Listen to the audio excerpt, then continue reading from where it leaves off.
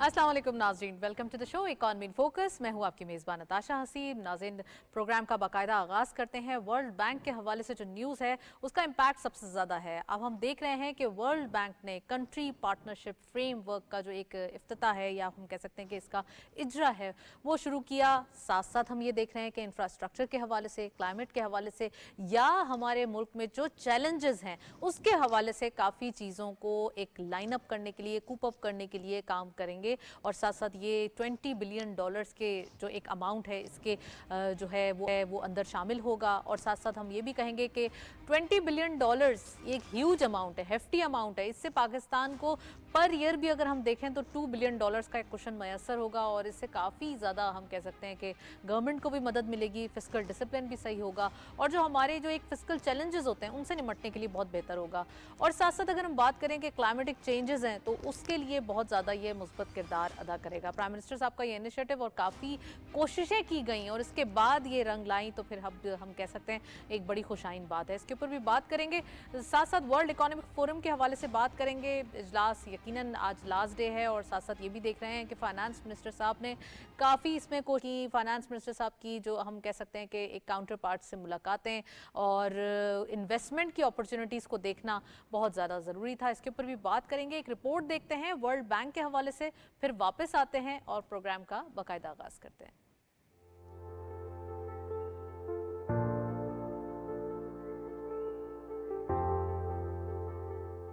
आलमी बैंक का country partnership framework किसी भी मुल्क के साथ ताउन की हिकमत अमली का एक जामे मंसूबा है। ये फ्रेमवर्क मुतालिका मुल्क की माशी, समाजी और माहौलियाती तरक्की को फरोग देने के लिए तरजीहात और मकासद का तयन करता है। ये फ्रेमवर्क आलमी बैंक और मुतालिका मुल्क के दरमियान मखसूस मुद्दत के दौरान तरक्याती अहदाफ को हासिल करने के लिए शराकत दारी का खाका पेश करता है और मुतालिका मुल्क की तरजीहात, माशी चैलेंजेस और तरक्याती जरूरियात को मद्देनजर रखकर तरतीब दिया जाता है। गुज़िश्ता रोज आलमी बैंक ने पाकिस्तान के लिए 10 साला कंट्री पार्टनरशिप फ्रेमवर्क का इजरा किया, जिसके तहत पाकिस्तान को $20 अरब की माली मुआवनत फराहम की जाएगी। इस फ्रेमवर्क का मकसद पाकिस्तान में जामे और पायदार तरक्की को फरोग देना है, जिसमें निजी शोबे की तरक्की और इक्तसादी, समाजी और माहौलियाती चैलेंजेस पर तवज्जो दी जाएगी। कंट्री पार्टनरशिप फ्रेमवर्क की इफ्तिताही तकरीब से खिताब करते हुए वज़ीर आज़म शहबाज शरीफ ने इस इक़दाम का खैर मकदम करते हुए कहा कि ये तालीम, सेहत, माहौलियाती तब्दीली और ज़राअत के फरोग में मददगार साबित होगा। उन्होंने कहा कि ये शराकत दारी पाकिस्तान के निज़ाम पर आलमी बैंक के एतमाद की अक्कासी करती है, जिससे मुल्क में तरक्की की नई राहें खुलेगी। आलमी बैंक के नायब सदर बराए जनूबी एशिया मार्टिन रेजर ने इस मौके पर कहा कि कंट्री पार्टनरशिप फ्रेमवर्क के अहदाफ हासिल करने के लिए मुसलसल मेहनत दरकार होगी। उन्होंने कहा कि ये फ्रेमवर्क पाकिस्तान के तरक्याती तरजीहात के साथ हम आहंग है और इंसानी वसाइल, मौसमियाती तब्दीली, ज़राअत, तवानाई और पानी जैसे अहम शोबों में ताउन को फरोग देगा। इस मौके पर वफाकी वजीर बराए इक्तसादी उमूर आहत खान चीमा ने आलमी बैंक के ताउन को सराहते हुए कहा कि ये शराकत दारी पाकिस्तान के इक्तसादी तरक्की और इस्तेहकाम में अहम किरदार अदा करेगी।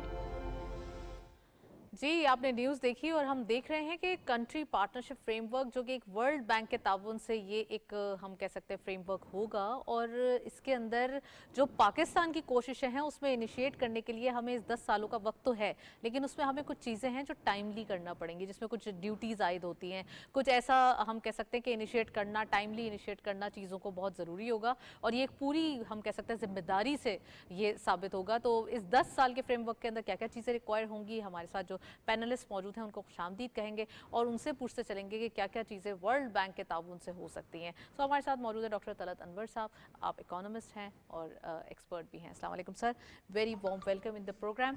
क्या कहेंगे सर, वर्ल्ड बैंक की जो एक ताउन से ये कंट्री पार्टनरशिप फ्रेमवर्क स्टार्ट किया गया है, 10 सालों का प्रोग्राम, $20 बिलियन पाकिस्तान की किटी में आएंगे स्टेप बाय स्टेप, बट इससे चैलेंजेस कितने निपटेंगे हम? जी, बहुत अच्छा सवाल है नताशा।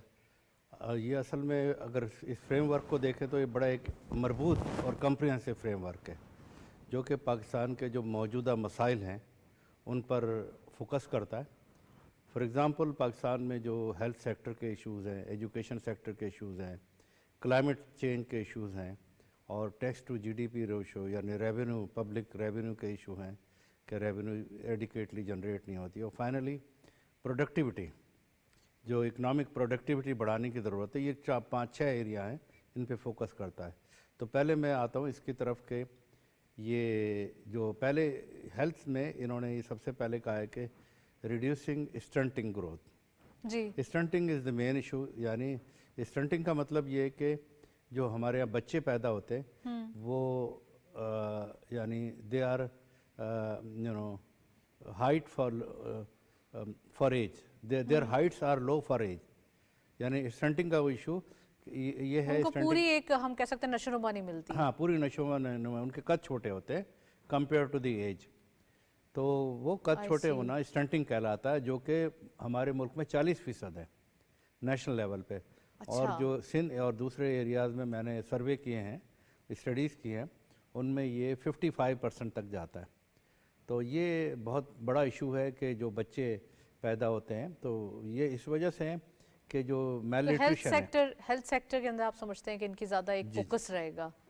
इसकी बुनियादी वजह है कि माँओं को बेहतर ग़िज़ा नहीं मिलती, मेल न्यूट्रिशन एक बुनियादी, अंडर न्यूट्रिशन, ये एक वजह। इसके लिए गवर्नमेंट ने 2-3 साल पहले प्रोग्राम भी शुरू किया था और वो मेरा ख्याल अभी चल रहेगा, और उस प्रोग्राम में जो स्टंटिंग रेट को कम करने की कोशिश की थी, क्योंकि ये मेन इशू है, इसी की वजह से गुर्बत होती है और फ्यूचर में वो बच्चे जो है ना काम करने के काबिल नहीं होते और फिर वो गुर्बत का शिकार होते हैं, फ्यूचर पॉवर्टी को भी बढ़ाते हैं। एक तो ये स्टंटिंग का इशू है।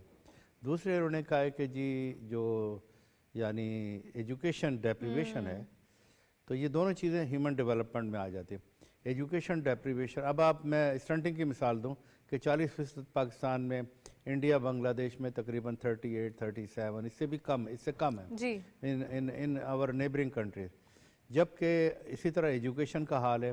एजुकेशन में हमारे जो प्राइमरी इनरोलमेंट्स रेट्स है, यानी ये मेन इंडिकेटर है जहाँ किसी भी सेक्टर की परफॉर्मेंस को जज किया जाता है।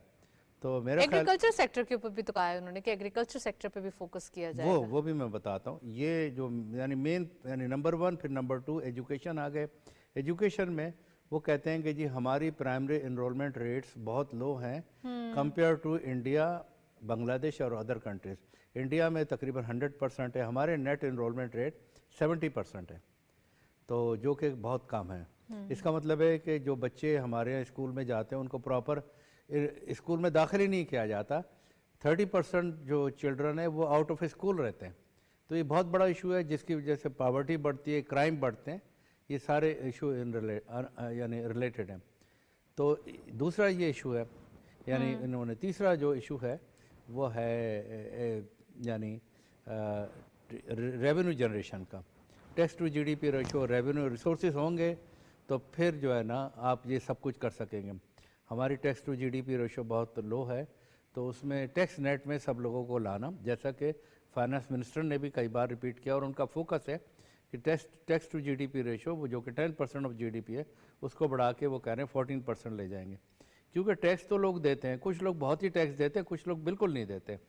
जो टैक्स नेट में नहीं है, यानी रिटेलर है, होलसेलर है, एग्रीकल्चर सेक्टर में है, इन द एंड आपको एक इनडायरेक्ट टैक्सेस जो है वो उसका इजरा करना इनडायरेक्ट पड़ता है। टैक्सेस आम लोगों पे, गरीब लोगों पे लगाकर राइट। फिर वो टैक्स रेवेन्यू का टारगेट पूरा करना पड़ता है, या ऑलरेडी जो सैलरीड क्लास है उन पर मज़ीद टैक्स रेट बढ़ाकर अचीव करना पड़ता है ये टारगेट। तो इसलिए ये ज़रूरी है। वर्ल्ड बैंक ने भी इस पर फोकस किया है, और इस सिलसिले में वर्ल्ड बैंक ने इमदाद पहले भी दी थी। उनका प्रोजेक्ट था tarp, tax administration revenue, tax administration जो ना उसके हवाले से प्रोजेक्ट था। वो प्रोजेक्ट भी उसमें डॉक्यूमेंटेशन और ऑटोमेशन के हवाले से था, वो चल रहा है। वो उसके 2 फेजेज़ हो गए, अभी मज़ीद मेरे ख्याल उसकी इसमें एक्सटेंशन होगी, जिसमें डिजिटाइजेशन है, डिजिटल इकॉनमी की तरफ बात हो रही है। तीसरी बात यह है कि जी जो प्रोडक्टिविटी बढ़ाए, जो अनप्रोडक्टिव सेक्टर्स है, अनप्रोडक्टिव जो है वो जो इदारे हैं उनको बंद किया जाए, इन्वेस्टमेंट जो हो प्रोडक्टिव हो। गवर्नमेंट के या ऑर्गेनाइजेशंस? गवर्नमेंट के इदारे बहुत से अनप्रोडक्टिव हैं, इसीलिए गवर्नमेंट राइट साइजिंग की तरफ जा रही है, प्राइवेटाइजेशन की तरफ जा रही है अंडर द IMF प्रोग्राम। तो IMF प्रोग्राम और वर्ल्ड बैंक का कंट्री पार्टनरशिप जो है ना, ये इंटरलिंक होते हैं। राइट। यानी दोनों की अलाइनमेंट होती है, दोनों ये मिल के ये कर रहे होते हैं। और ये आप समझते हैं बहुत हेल्पफुल होगा, जाहिर सी बात है जब आपको हर साल एक इनिशिएट किया जाएगा, एक फोकस रखा जाएगा इन चीज़ों को। ये आपने सही फरमाया। डॉक्टर साहब, एक और चीज़ जो मैं पूछना चाह रही थी कि एग्रीकल्चर सेक्टर के अंदर जो पार्टनरशिप होगी, या आपने हेल्थ सेक्टर का जिक्र किया, एजुकेशन का जिक्र किया, एग्रीकल्चर एंड देन और जो सेक्टर्स हैं इंफ्रास्ट्रक्चर के हवाले से, वो कितना जी, इम्पोर्टेंट होगा? एग्रीकल्चर बहुत इंपॉर्टेंट सेक्टर है, जो बैकबोन है।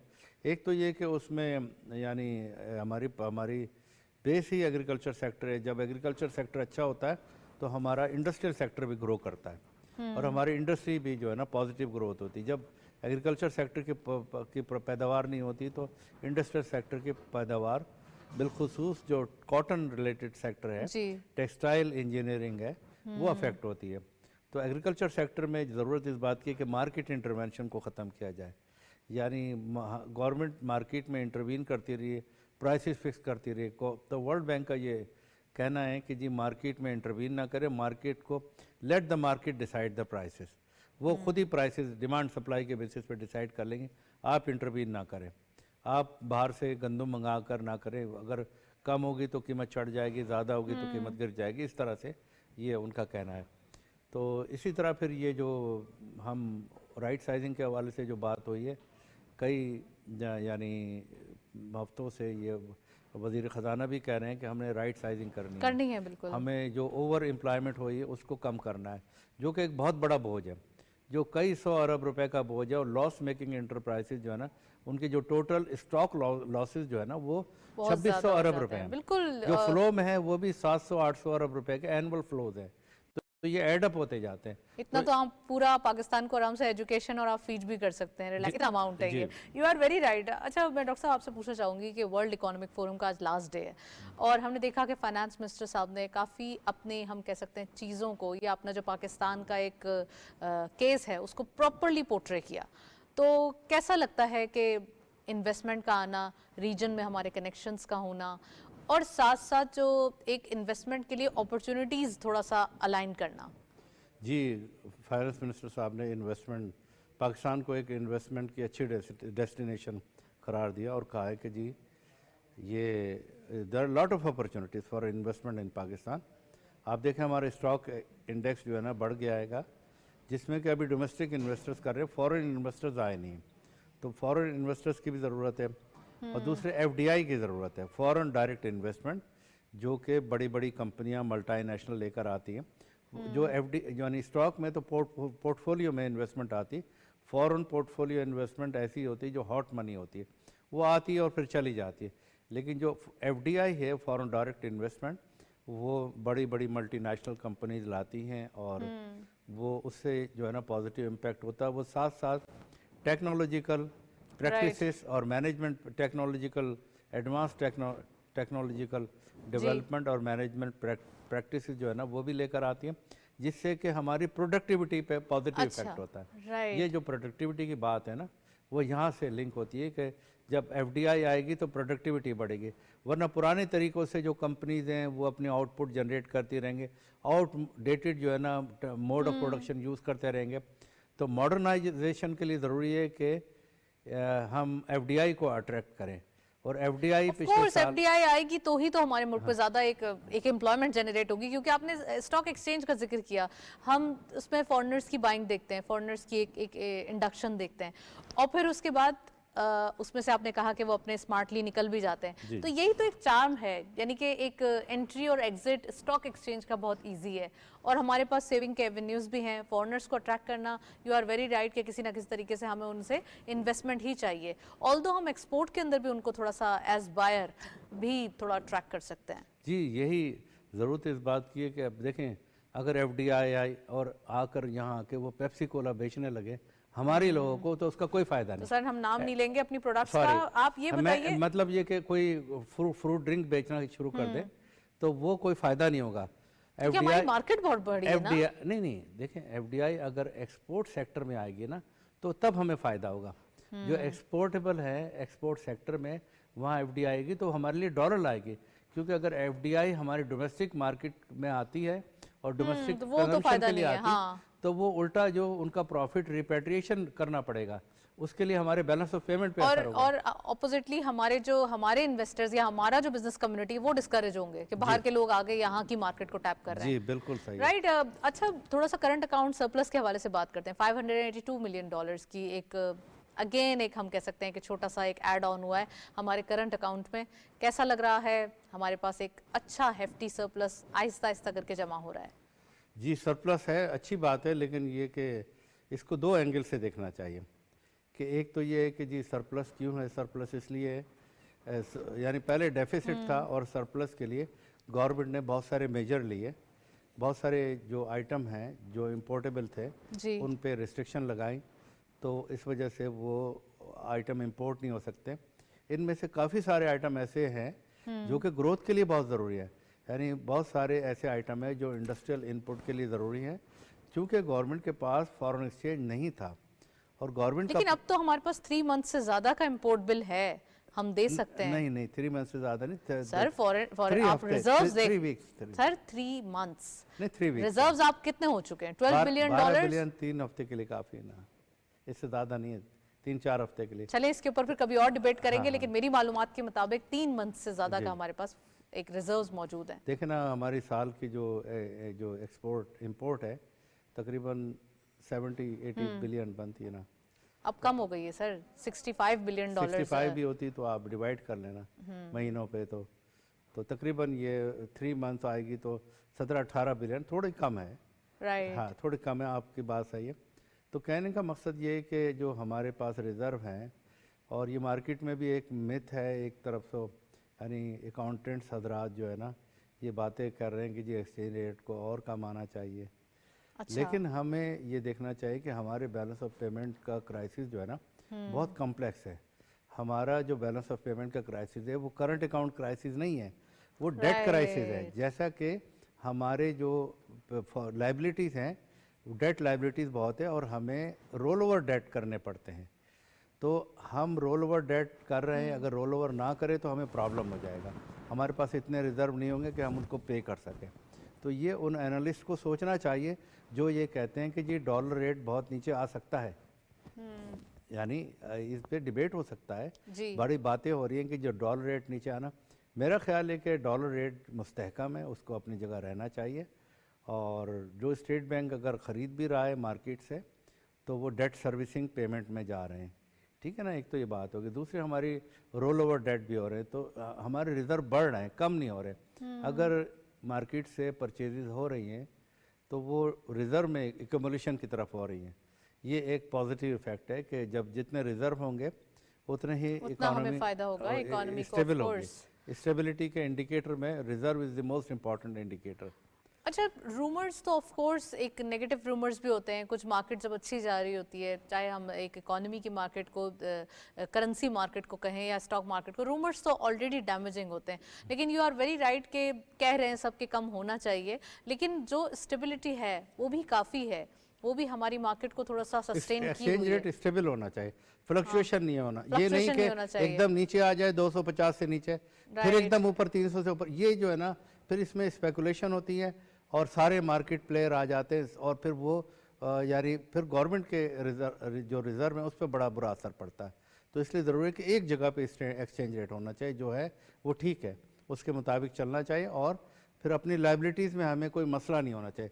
جو موسٹ امپورٹنٹ تھنگ ہے کہ لائبلٹیز کو پے آف کرنے میں ہمیں کوئی پرابلم نہیں ہونا چاہیے، جیسا کہ اسٹیٹ بینک کر رہا ہے.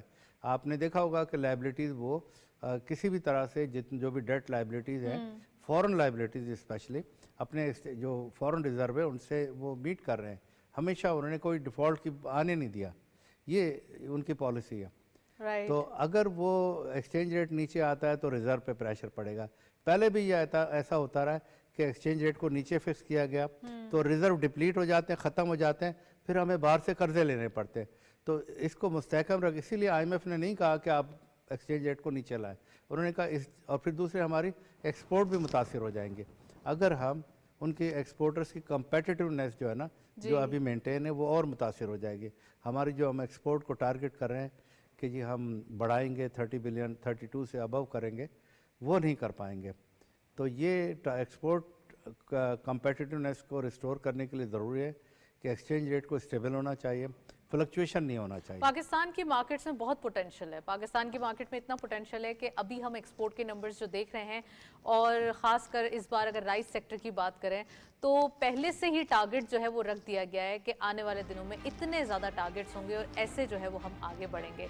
मज़ीद भी बात करेंगे। वेल डॉक्टर तालत, आपका बहुत बहुत शुक्रिया, आप तशरीफ़ लाए और आज के दिन हमें ज्वाइन किया। प्रोग्राम जो है वो जारी है, अभी एक ब्रेक की जानिब चलते हैं, साथ रहिए।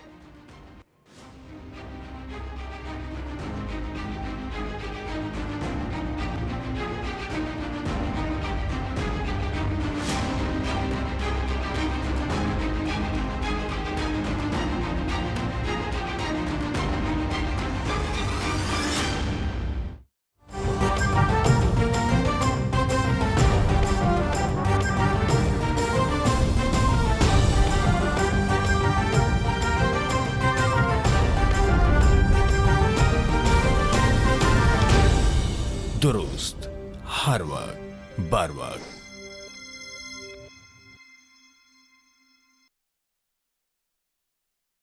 अल्लाहु अकबर, अल्लाहु अकबर, अल्लाहु अकबर, अल्लाहु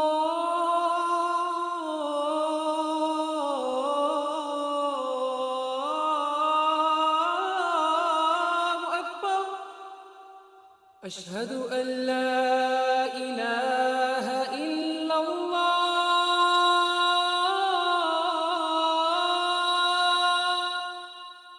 अशहदु अन ला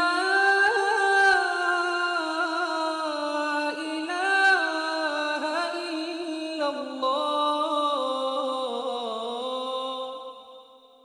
अशहदु अन्न मुहम्मदर रसूलुल्लाह,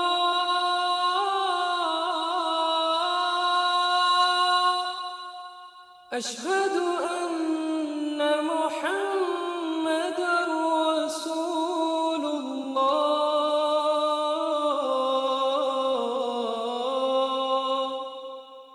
हय्य अलस सलाह,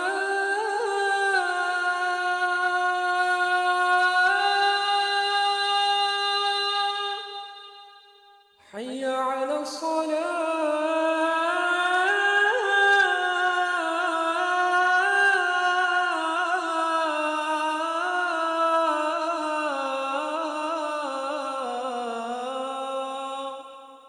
حي على الفلاح،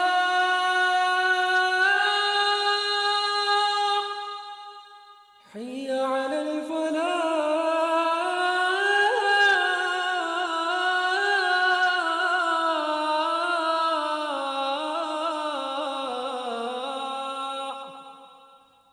الله أكبر،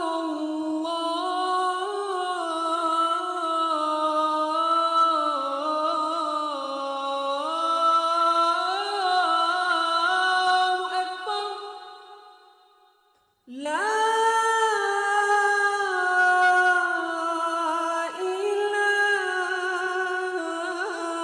إله إلا الله.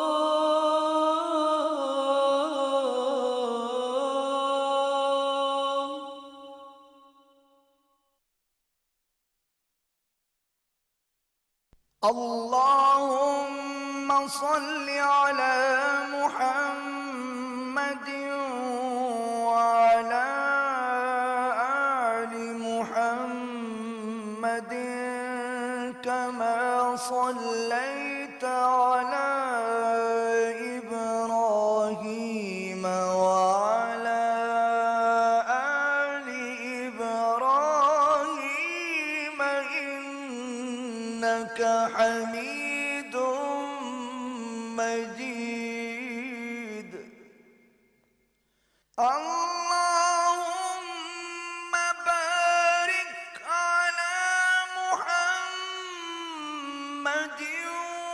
وعلى آل محمد كما باركت على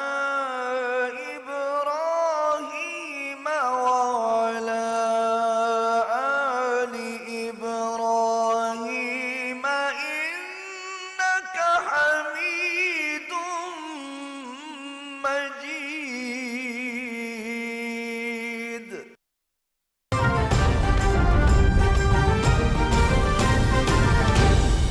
दुरुस्त हर वक्त बर वक्त।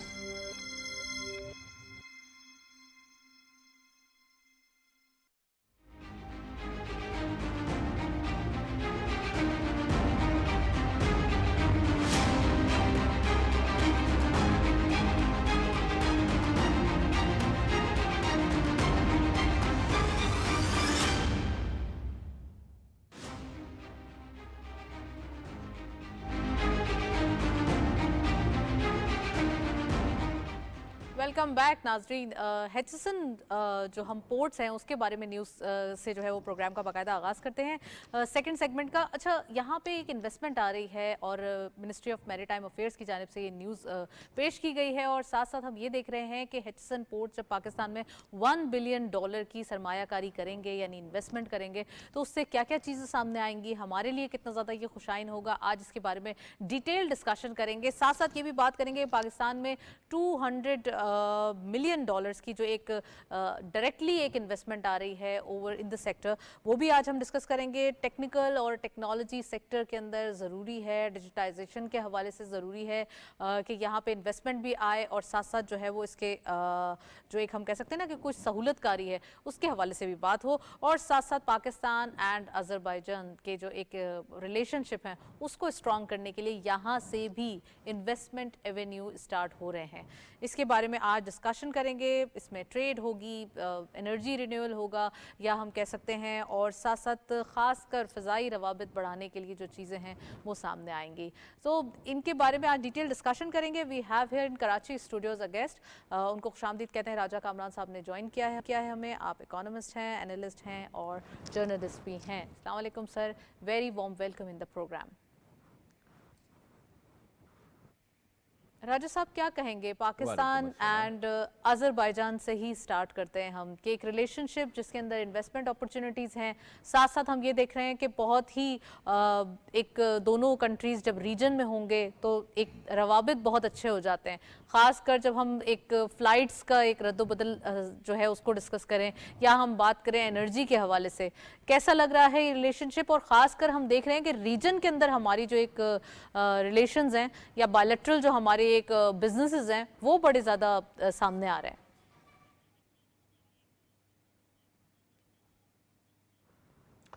जी नताशा, आपका बहुत शुक्रिया मुझे अपने प्रोग्राम में लेने के लिए। देखिए, अगर हम रीजनल कनेक्टिविटी के हवाले से देखें तो साउथ ईस्ट एशिया जो है दुनिया में सबसे ज़्यादा जो है डिसइंटीग्रेटेड खित्ता कहलाता है। रीजनल ममालिक के दरमियान इतनी कनेक्टिविटी नहीं है जितनी होनी चाहिए। हमने सीपैक के ज़रिए सबसे पहले जो है रीजनल कनेक्टिविटी चीन के साथ इस्टेब्लिश करने की कोशिश की। गो कि हमने रीजनल कनेक्टिविटी के लिए चीन के साथ शारे कराकोरम, ये जिसको शारे रेशम कहा जाता है, वो बना ली थी, मगर उसका कमर्शियल इस्तेमाल नहीं हुआ गुज़िश्ता 40-50 सालों में। मगर अब उसके लिए हमने सीपैक को शुरू किया। सीपैक में अब हम ये देख रहे हैं कि पाकिस्तान की बंदरगाहों पे ना सिर्फ चीन का जो कारोबार है और उसकी अपनी तरक्की को वो पाकिस्तान की बंदरगाहों और पाकिस्तान के जो इंफ्रास्ट्रक्चर है उससे मुंसलिक कर रहा है, बल्कि सेंट्रल एशियन ममालिक जितने भी हैं, जिसमें आपने नाम लिया अज़रबैजान का, वो भी पाकिस्तान में जो है अपनी प्रेजेंस को बढ़ाने की कोशिश कर रहे हैं। वो अपनी उनके पास बहुत सी मादनियात हैं, सबसे बढ़कर उनके पास तवानाई है, RLNG है, कोयला है, गैस है और इसके अलावा पेट्रोलियम है। इसके अलावा दीगर मादनियात हैं जो जदीद दुनिया को चलाने के लिए बहुत ज़रूरी हैं, जो सेंट्रल एशियन मुल्कों के पास है। मगर उनको अगर कोई बंदरगाह जो उनकी इस वक्त कनेक्टिविटी है वो रशियन बंदरगाहों पर है, खुद रशियन बंदरगाहें सर्दियों में बंद हो जाती हैं, तो उनको अल्टीमेटली पाकिस्तान की बंदरगाहें सूट करती हैं। खुद रशिया को भी ये पाकिस्तान की बंदरगाहें बहुत सूट करती हैं। तो अब एक जैसे जैसे अफगानिस्तान में अमन कायम होता जा रहा है और वहाँ पे हुकूमत मजबूत हो रही है, वहाँ से हम ये देख रहे हैं कि एक कनेक्टिविटी के लिए एक सिलसिला शुरू हो गया है। कुछ ट्रक्स जो हैं सेंट्रल एशियन मुल्कों से आ रहे हैं और वो इंपोर्ट और एक्सपोर्ट का एक सिलसिला पाकिस्तान की बंदरगाहों से शुरू हो गया है। तो एक रीजनल कनेक्टिविटी की तरफ हम जा रहे हैं। अगर हम देखें कि सेंट्रल एशियन मुल्कों में तकरीबन 7 से 8 करोड़ की आबादी है टोटल। कम आबादी है, रकबा बहुत ज़्यादा है, रकबा बहुत बड़ा है, वसाइल बहुत ज़्यादा हैं और उनसे पाकिस्तान बेनिफिट कर सकता है और उन मुल्कों को उन वसाइल से बेनिफिट करने के लिए पाकिस्तान के साथ अपने ताल्लुकात को बेहतर करना है और पाकिस्तान की जो कनेक्टिविटी है अपनी बंदरगाहों के ज़रिए اس سے وہ فائدہ اٹھا سکتے ہیں اور اس سے وہ فائدہ اٹھانا چاہ رہے ہیں. جیسے جیسے افغانستان میں بھی ہم امن قائم ہوتا دیکھ رہے ہیں, ادھر سے چین سی پیک میں آ رہا ہے, اور ہمیں یہ لگ رہا ہے کہ آنے والے دنوں میں جب ہماری کنیکٹیوٹی, روڈ نیٹ ورک بہت اچھا اسٹیبلش اور ایفیشینٹ ہو جائے گا, تو اس میں روس کے بھی جو انٹرسٹ ہے ہمیں آتے ہوئے نظر آ رہے ہیں. تو پاکستان ایک ریجن کے حوالے سے, پورے خطے کے حوالے سے اپنے آپ کو ایک لاجسٹیکل ہب کے طور پر سامنے لا رہا ہے, اور پاکستان کی یہ لاجسٹیکل ہب کی حوالے سے بالکل صحیح فرمایا جو آپ نے کاوش راجہ ہے صاحب. وہ بہت پہلے آف ہو کورس جانی ایک چاہیے, ایمرجنگ مارکیٹ بن رہی ہے انویسٹمنٹ کے لیے.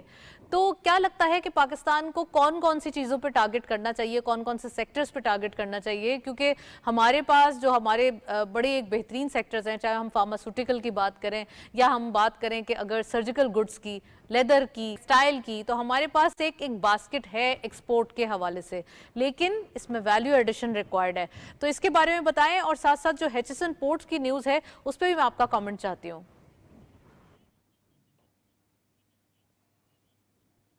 دیکھیں, ایچ ایس این پورٹ کی نیوز جو ہے میری پچھلی جو گفتگو تھی اس سے متعلق ہے, کیونکہ ہمیں اپنی جب اتنی بڑے پیمانے پر ہم سینٹرل ایشیا کی 7 کروڑ آبادی ہے, پھر افغانستان کی آبادی ہے, پھر چین کی جو گڈز ہیں, سروسز ہیں, ان سب کو جب ہم اپنی بندرگاہوں پہ لائیں گے تو ہم نے اپنی بندرگاہوں کو توسیع دینی ہے. ایچ ایس این پورٹ کی آپ نے بات کی ہے, اس کے علاوہ متحدہ عرب امارات کی جو دبئی پورٹ ورلڈ ہے اس نے بھی پاکستان میں ایک ٹرمینل لیا ہے, اور اس کے بعد اب وہ اپنی جو پورٹ نیٹ ورک ہے اور پورٹ انفراسٹرکچر ہے اس میں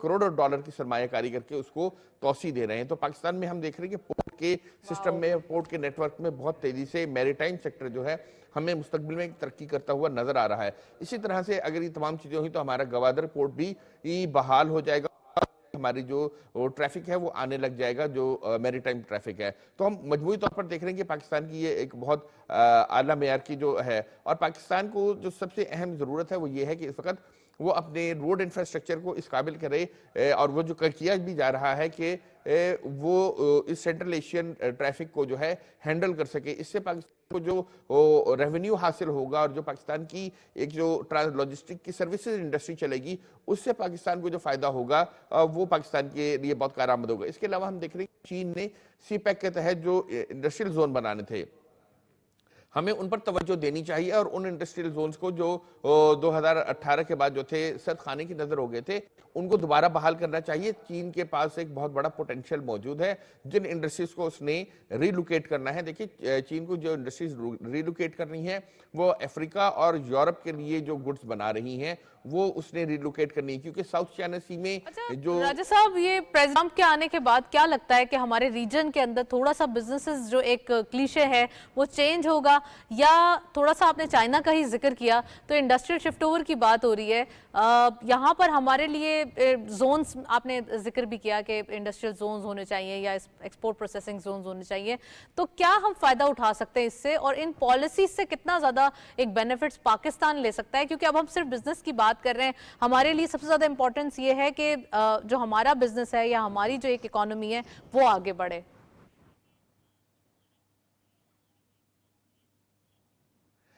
دیکھیں, آپ نے امریکی صدر کی جو بات کی ہے وہ انہوں نے چین پر اور بھارت پہ ڈیوٹیز کو عائد کیا ہے, اور وہ اپنی جو انٹرنل اکانومی ہے اس کو چلانا چاہتے ہیں, اس میں مینوفیکچرنگ کو واپس لانا چاہتے ہیں, مگر وہ ایک دم سے واپس نہیں آ سکتی ہے. اگر انہوں نے ٹیرف وار میں جائیں گے تو اس کا سلپ اوور جو ہے پاکستان کو حاصل ہوگا, اور پاکستان کو اس میں سے فائدہ اٹھانا چاہیے. اور جو چین نے اپنی صنعتوں کو ریلوکیٹ کرنا ہے وہ جہاں سے چین کی صنعتیں ریلوکیٹ ہوں, اور وہ چین کے بجائے میڈ ان پاکستان کے ٹھپے کے ساتھ جو ہے دنیا بھر میں خصوصاً امریکہ میں جائیں, اور جس سے پاکستان کو اور پھر الٹیمیٹلی چین کو بھی فائدہ ہو. دیکھیں, اب جو دنیا ہے وہ باہمی تعاون کی دنیا ہے, کوئی ایک چیز ایک ملک پورا نہیں بناتا ہے, کہیں کوئی بنتی ہے کہیں کوئی چیز بنتی ہے. آپ طیارہ سازی کی جو ہائی ٹیک صنعت ہے اس میں بھی دیکھ لیں, پورا یورپ مل کے ایئر بس بناتا ہے. اسی طرح سے دیگر جو ملک ہیں وہ آپس میں مل کر اشتراک کر کے جو ہے کلسٹر بنا کے جو ہے اپنی چیزوں کو آگے بڑھتے ہیں. تو ہمیں یہاں پہ لائٹ انجینئرنگ کا کلسٹر بنانا چاہیے, اور لائٹ انجینئرنگ گڈز کی جو ہماری طلب ہے وہ افریقہ میں بہت ہے, کیونکہ افریقہ اس وقت آپ دیکھ لیجئے گا وہاں پہ جو بھی خانہ جنگیاں تھی وہ ختم ہو گئی ہیں, اور وہاں پر اب جو ہے ترقی ہو رہی ہے. ایتھوپیا دیکھ لیجئے, افریقہ کا سب سے تیزی سے ترقی کرتا ہوا ملک ہے. جنوبی افریقہ دیکھ لیجئے, وہ جب سے وہاں پہ ایک جمہوری حکومت قائم ہوئی ہے وہاں پہ ترقی ہو رہی ہے. نائجیریا ہے, اسی طرح سے اور ڈیفرنٹ ڈیولپمنٹ ملک ہیں, ابھی ہم وہاں پہ صرف اور صرف زیادہ تر جو ہے چاول ایکسپورٹ کر پا رہے ہیں, مگر اس کی مارکیٹ لائٹ انجینئرنگ کے لیے اوپن ہے, اور اس میں ہمیں اپنی جو لائٹ انجینئرنگ کی گڈز ہیں وہ چین کے ذریعے سی پیک میں لا کر اس کو آگے بڑھانا چاہیے. اس طرح ہمیں دوسری بات یہ ہے کہ ہمیں اپنی فوڈ کی اور ایگریکلچر کی, جیسے سرسد پاکستان جو ہے پروگرام چل رہا ہے, اس میں SIFC نے اپنا بڑا کردار ادا کیا ہے, اس کو دیکھتے ہوئے ہمیں اپنا جو فوڈ ایگریکلچر کی ایکسپورٹس ہیں اس پر توجہ دینی چاہیے. دیکھیں ہم نے چاول میں ایک بڑی اچیومنٹ حاصل کر لی ہے, اب ہمیں گندم میں اس اچیومنٹ کو حاصل کرنا ہے. ہمیں یہ دیکھنا ہے کہ دیکھیں چین ہمارا ایک بڑا پڑوسی ملک ہے اور وہ $10 ارب سالانہ کا جو ہے میٹ امپورٹ کرتا ہے. اس میں کچھ اب ہماری کمپنیوں نے بہت ہی چھوٹی سطح پر یہ کام شروع کیا ہے کہ وہ وہاں پہ ذکر کیا آپ نے, اور SIFC کے لیے آف کورس پر جو ایک ٹارگٹ تھا وہ ایگریکلچر سیکٹر کو اس لیے بھی لائم لائٹ میں رکھا تھا کہ یہاں پر جو فوڈ سیکیورٹی ہے ان دا ریجن اس کو پاکستان ذرا کیپچر کرے. تو آپ نے چائنا کا بھی ذکر کیا, GCC کنٹریز میں بھی میٹ کی ڈیمانڈ بہت ہے, آلدو آپ کو یاد ہوگا first time in the history cooked meat Pakistan سے ایکسپورٹ ہونا اسٹارٹ ہو چکا ہے. تو اب کیا لگتا ہے کہ ہم کیسے کیپچر کر سکتے ہیں یہ مارکیٹ, کیونکہ کچھ انٹرنیشنل سٹینڈرڈز ہوتے ہیں, کچھ ان کی ڈیمانڈ ہوتی ہے, کچھ ہمیں ان کے پورے رولز فالو کرنے پڑتے ہیں.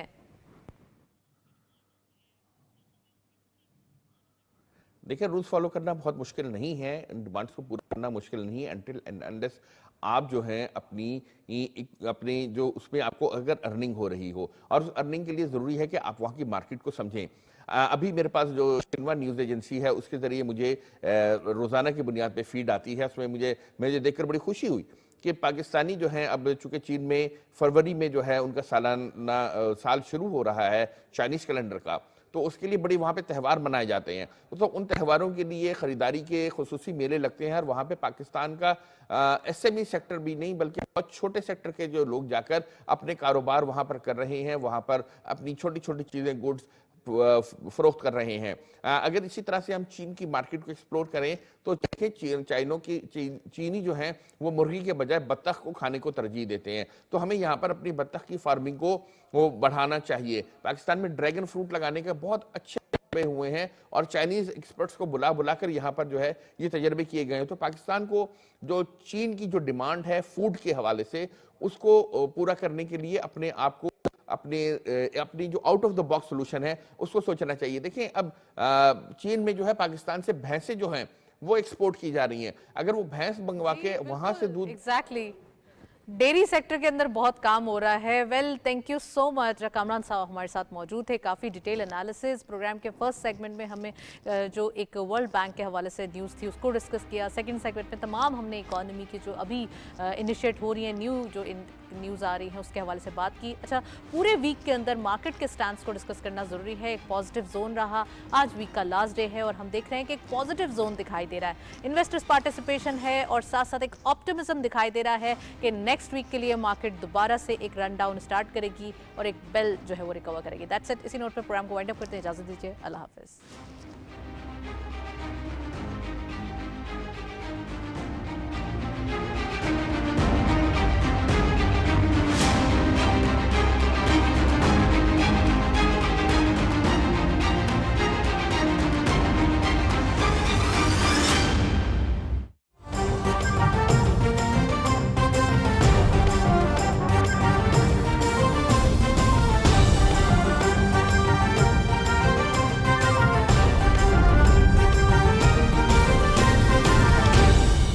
درست ہر وقت بر وقت.